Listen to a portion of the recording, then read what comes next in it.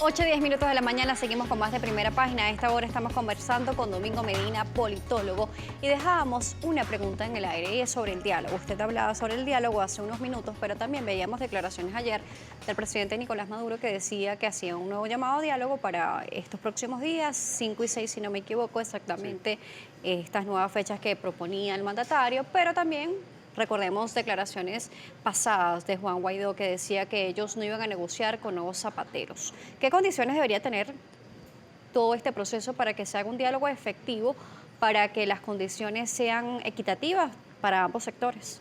Sí, bueno, primero creo que cada grupo, digámoslo así, debería, como se intentó en el pasado, debería nombrar países que garanticen que el diálogo se va a conducir de la mejor manera. ¿Pero ¿no? qué países pueden ser estos? No, bueno, países que satisfagan, Pero que sean de la confianza de ellos, sí. ¿podría tener algún tipo de propuesta usted, por ejemplo?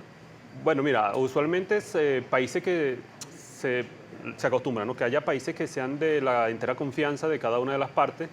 En el pasado se intentó, por ejemplo, por el lado de Venezuela con Nicaragua, Bolivia, qué sé yo, y del lado de la oposición con México, Chile. Dos potencias fuertes, Rusia, Estados Unidos, ¿podrían ser? Bueno, oye...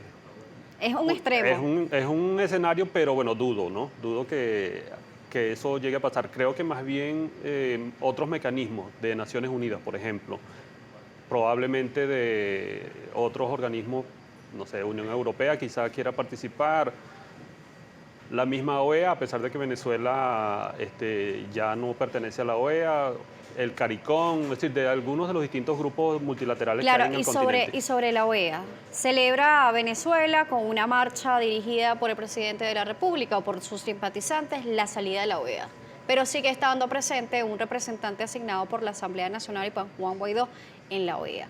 ¿Qué pasa allí?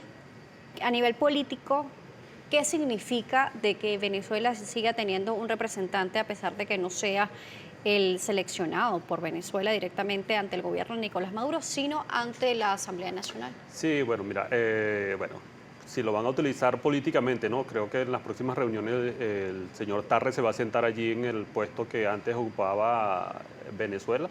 Pero tú lo acabas de mencionar, es un representante nombrado por la Asamblea Nacional y en la OEA... Pero sigue estando ahí presente, se va a sentar, como dice usted, en los próximos días, va a estar sentado en esa silla y va a participar. La OEA, ¿qué tiene? La OEA se sientan representantes de los estados, no representantes de gobiernos o representantes de poderes de los estados. Entonces, bueno, los demás países evaluarán qué tanto peso le conceden a la presencia del señor Tarre allí, si le conceden la importancia de que decida que sea un par de ellos, los distintos embajadores, si es un par de ellos, o si es una persona que está allí llevando la voz de un sector de la política venezolana. Pero si Tarre sigue sentado ante la OEA, ¿Venezuela realmente sale por completo de la OEA? Venezuela ya salió.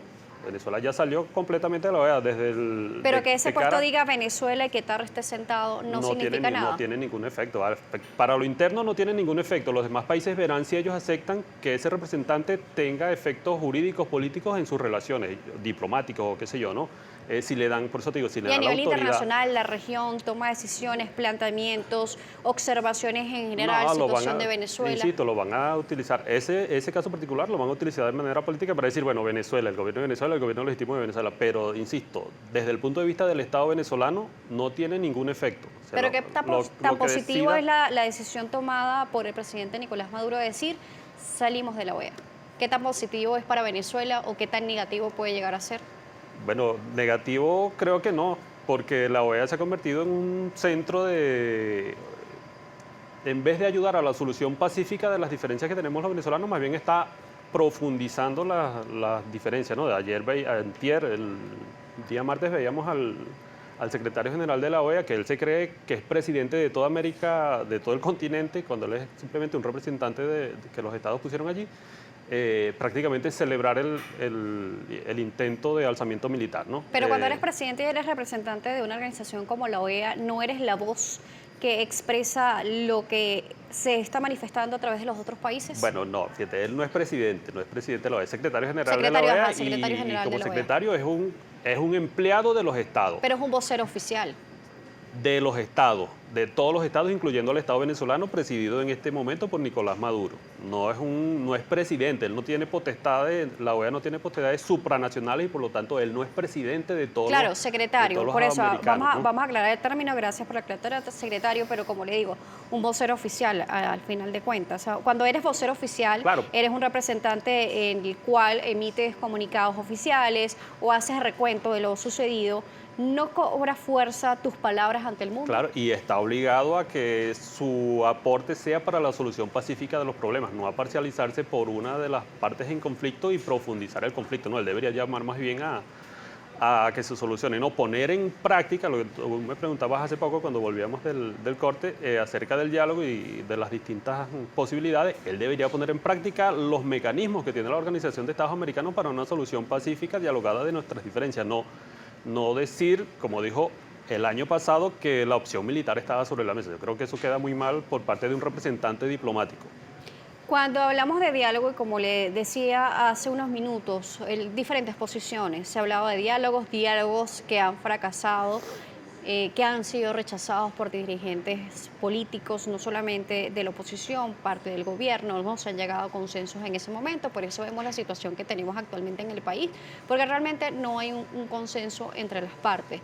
¿Cómo hacer? Hablaba usted de la participación de algunos países que puedan generar confianza Sí, o ante algunos estos mecanismos de Naciones entes, Unidas, qué sé yo. pero ¿qué podría plantearse? ¿Qué se puede hacer que no se hizo en el pasado?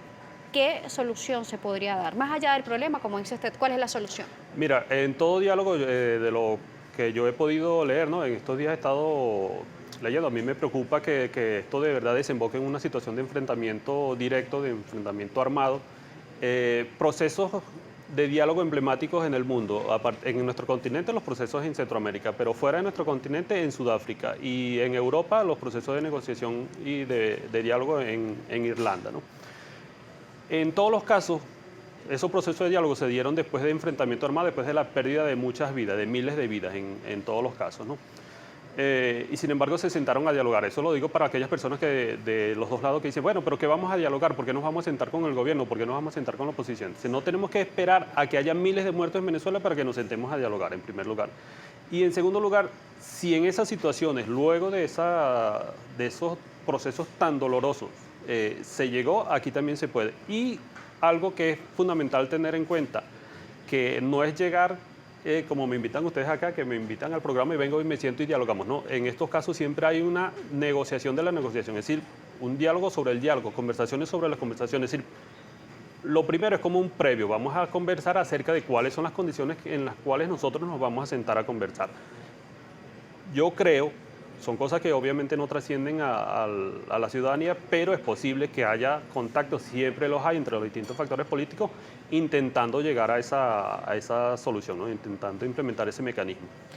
Sobre estos procesos y sobre lo que opina la gente, precisamente vamos a revisar la participación en las preguntas que nos hacen a través de las redes sociales. Nuestro compañero Carlos Peñaloso nos va a ayudar a revisar esta participación, a conocer esas preguntas, y por eso le pedimos al señor Domingo Medina que nos ayude también a responder lo más breve posible. Estamos hablando sobre los escenarios políticos en nuestro país, cómo se encuentra también el proceso en Venezuela, las marchas que se han generado y esa posibilidad de diálogo propuesta por parte de lo que decía el presidente Nicolás Maduro, pero también de cara a lo que dice la oposición, que ya no quieren más diálogo, sino que quieren efectivamente que se tengan unas respuestas o algunas soluciones que plantean ellos desde su lado. Ya Carlos Peñalosa está listo para revisar esta participación, ya vamos a leer para ustedes las preguntas que nos hacen a través de Twitter, a través de @primerapágina con etiqueta Primera Página. Así es, Daniela, comenzamos a revisar su participación con el usuario Alexis Martínez, @AlexAntoMarti. Escribe, ¿qué gana Venezuela al salir de la OEA? El invitado dice solución pacífica. ¿Cuáles? Porque un diálogo que se vuelve monólogo como el de Dominicana no funcionará y no quieren elecciones libres. Entonces, el gobierno no gobierna a Venezuela, ya el país no está en sus manos, es la opinión de Alexis Martínez. Sí, bueno, Venezuela gana que se evita un factor de perturbación. Como decía hace poco, la OEA, en vez de incidir en mecanismos de solución pacífica, está más bien abonando para solución y para profundizar el conflicto. También escribe Miguel, @MiguelS681. Buenos días, yo soy ciudadano venezolano y le pregunto al señor Domingo si él cree que se puede dialogar con quien mata, asesina y reprime con la violencia. Sí, yo insisto que el diálogo es necesario, es además la vía más rápida porque creo que después así, yo no quiero que lleguemos a situación en la cual se haya pérdida de vida, ¿no? Pero incluso puse el ejemplo de otros países para dar a entender que el diálogo va a ser la solución más rápida para Venezuela. Cerramos la revisión de su participación con el usuario @Florida17. El analista político está midiendo por el volumen de apoyo de la Fuerza Armada Nicolás Maduro. Al parecer ignora que las tropas obedecen mandatos. Eso no quiere decir que estén con el presidente. Sí, bueno, lo que hemos visto del 30 de abril fue a Guaidó con, no sé, 100, 200 efectivos militares y estamos viendo al presidente Nicolás Maduro con todo el alto mando y con, bueno, gran cantidad de militares, muchísimos más que los que tenía Guaidó, que la gente vea y que saque sus propias conclusiones, ¿no? Más allá del apoyo de las Fuerzas Armadas, vamos a seguir hablando sobre el diálogo, un posible diálogo. Sí. Hasta el momento no se ha hecho de manera oficial, no, todas las partes no han aceptado, solamente es una propuesta. Le hago una última pregunta y con esto finalizamos. Quiero que si pudieran cerrar en 5 puntos específicos, ¿qué se puede mejorar de un posible diálogo y qué eliminar del diálogo fallido? Mira, lo primero es generar confianza para sentarse, no tiene que haber un mínimo de confianza para sentarse. No significa que las personas sean amigos para sentarse a dialogar. En segundo lugar, no significa ceder, sentarse a dialogar no significa ceder, no significa entregar principios, no significa entregar demandas. En otro término te digo que ir sin precondiciones, por ejemplo, las propuestas que se han hecho para Venezuela del mecanismo de Montevideo y el grupo de contacto de la Unión Europea, el de la Unión Europea ponía como condición las elecciones presidenciales. El de Montevideo decía que sin condiciones, que sea lo que salga de las conversaciones, ¿no? Uno pone condiciones y el otro no. Yo creo que no se deberían poner condiciones iniciales, que todos los temas deberían ser susceptibles de ser discutidos en esa mesa. ¿Qué fracasó de diálogo. que no se tiene que volver a hacer?